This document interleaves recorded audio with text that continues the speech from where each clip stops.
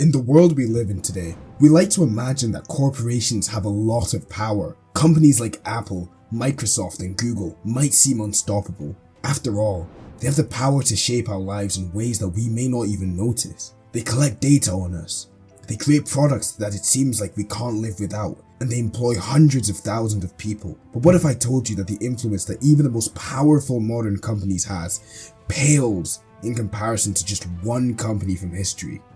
A company so vast and powerful that it could wage wars with entire nations with its own military. A company so influential that it could rewrite maps and control entire regions of the globe. This is the story of the Vereenigde Oostindische Compagnie, also known as the VOC. At the height of its power, this one company controlled trade routes that spanned the globe. They commanded armies larger than most nations and generated unimaginable wealth, with its valuation in today's money being approximately $7.9 trillion, more than the worth of Amazon, Google, and Apple combined. Watch this video to find out how one company amassed so much wealth, how they managed to topple governments and control regions of the globe, and watch to find out the legacy that this one company founded over 400 years ago still has on the world of finance and business today.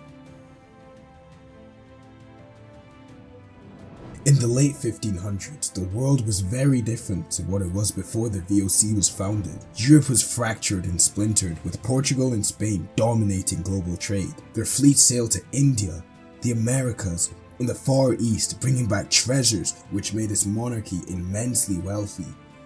Netherlands at this time, however, wasn't its own independent nation, and it was far from the world-dominating force that it would soon come to be. At this time, the Netherlands was ruled by the Spanish. However, after an 80-year-long Dutch revolt against the Spanish crown, the Netherlands finally became its own independent nation. And after they gained independence, the Dutch quickly became some of the best in the world at exploring the seas and trading with far-off regions of the globe.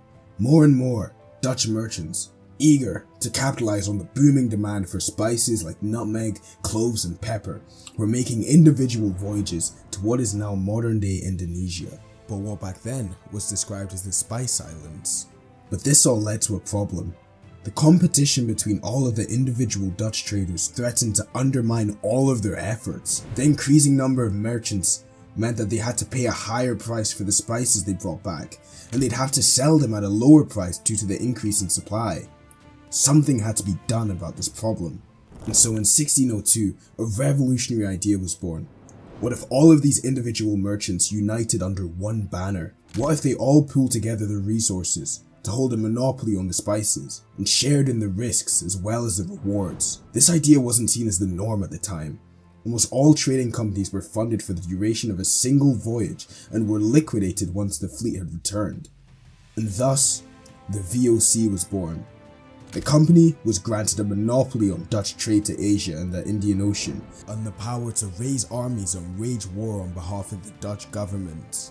But even aside the powers granted to this company, it still wasn't just any old trading company. It was the first of its kind in a different regard. It was also the first publicly traded company. The VOC allowed ordinary citizens to invest by buying shares of the company, laying the foundation for the modern stock market. Backed by the wealth of the ordinary civilian Dutch investors and granted a monopoly on trade, the VOC was in a position to wield power and make profits like no company ever had, or perhaps no company ever will.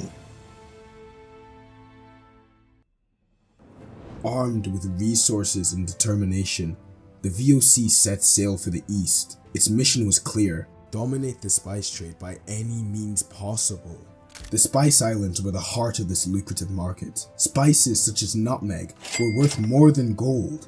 However, at the dawn of the 17th century, the Portuguese were the undisputed kings of the spice trade. For nearly a century, they controlled and colonized key ports across the Indian Ocean and Southeast Asia. However, their influence was stretched out thin across their vast empire. Their naval fleet was aging, and their resources dwindling. The VOC saw their opportunity to break Portugal's regional monopoly. With the full backing of the Dutch government, a fleet of advanced ships, the VOC launched a systematic campaign to seize control of the spice trade. They managed to systematically drive out the Portuguese through a mix of military force, trade, as well as alliances with the local rulers of the region. The Portuguese Empire was built on the control of strategic ports and islands across the Indian Ocean and Southeast Asia. One of the most critical of these was Ambon, part of the Spice Islands, and in 1605, the Dutch launched their first major blow against the occupying Portuguese forces in the region when they captured the island of Ambon. The loss was symbolic for the Portuguese. For the first time, another European power successfully challenged their dominance in the region. Over the next few decades, the VOC drove out the Portuguese from the region. They offered local rulers deals, favorable terms that the Portuguese just couldn't. They made strategic alliances with them and gained control of key ports and fortresses, strategically driving out the Portuguese from the region. But the VOC didn't stop at the Spice Islands. Its network expanded across the Indian Ocean, establishing trading posts in India, Sri Lanka, and the Cape of Good Hope. By connecting these ports, the VOC created a global trade network that linked Europe, Asia, and Africa, cementing its place as the most powerful trading company in the world. The VOC now had a grip on the spice trade in the region and were determined to keep a hold of their dominance by any means possible. Dominance, however, is rarely maintained without conflict. For the VOC, power wasn't just achieved through innovation or strategy, it was enforced through brutality. And nowhere was this brutality more evident than in the Banda Islands. The Banda Islands were the only place on Earth where nutmeg grew, making them the crown jewel of the spice trade. At first, the VOC tried diplomacy, negotiating trade deals with the people. But the Bandanese were independent traders by nature, and they resisted the Dutch monopoly. They traded with whoever offered the best price, including the English and other rivals. This defiance was seen as unacceptable, and in 1621, the company's Governor-General, a man named Jan Pietersen Koen, launched a brutal campaign to secure control of the Banda Islands. Under his command, the VOC's forces systematically attacked the islands, burning down villages, destroying crops, and killing anyone who resisted. The resistance of the Bandanese people, though brave, was simply no match for the heavily armed Dutch forces. Thousands of Bandanese men, women, and children were slaughtered, with survivors either being enslaved, deported, or left to die from starvation and disease. By the time this brutal campaign was over, the population of the islands, which once numbered over 15,000, had been reduced to just a few hundred. With the people decimated, the VOC repopulated the island with Dutch settlers and enslaved workers brought from other parts of its empire, turning it into a plantation under its control. This massacre wasn't an isolated incident. It was part of a larger pattern, a pattern of violence that the VOC used to maintain its vice grip. Elsewhere in its empire, the company faced resistance from other local populations as well as rival European powers. The VOC waged countless other wars and conflicts to crush rebellions in the regions under its control, just like they did against the Bandanese, with estimates of the number of people killed in all of these conflicts numbering well into the hundreds of thousands. But the VOC was also ruthless with its European rivals, such as the Amboina massacre, where in 1623, 21 British, Japanese, and Portuguese traders were accused of treason and subsequently killed in a gruesome display of power, with the message being clear that the VOC would stop at nothing to defend its monopoly. But all of the company's brutality worked.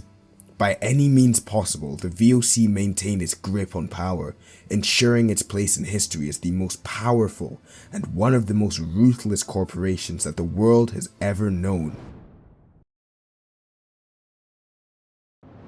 The actions of the VOC didn't just shape the history of global trade, it shaped the history of a nation. The VOC's rise to power helped fuel the Dutch Golden Age, an era of unprecedented prosperity, cultural achievement, and global influence. By the mid-1600s, in large part due to the VOC and the investment in the company by ordinary Dutch civilians, the Dutch Republic was the wealthiest and most powerful nation in the world. The company's monopoly on the spice trade brought in an influx of gold and silver into the Netherlands, transforming the capital Amsterdam into a global financial capital. This prosperity wasn't just limited to trade though. The Dutch Golden Age saw a flourishing of science, arts and culture, funded by the wealth generated by the VOC. The VOC's influence extended into every facet of Dutch life, inspiring confidence in the power of capitalism, global trade and the stock market.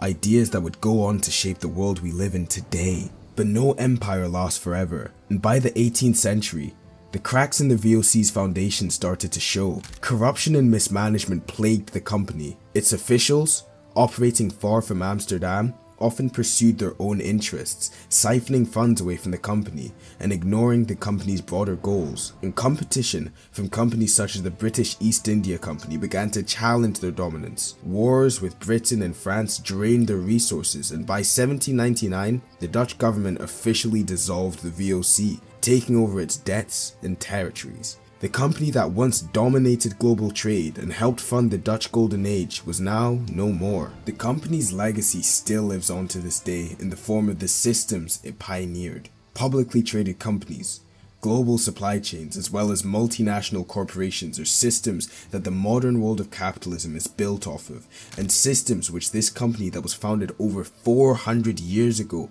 laid the groundwork for. Yet, the brutality this company inflicted serves as a cautionary tale for what can go wrong when corporate power stays unchecked, a tale that still echoes to this very day. If you enjoyed this video, please consider subscribing to our Patreon, where you'll get exclusive early access to all of our videos a week before they drop. And if you haven't already, please consider subscribing and liking this video to boost our videos with the algorithm. And as always, thank you for watching.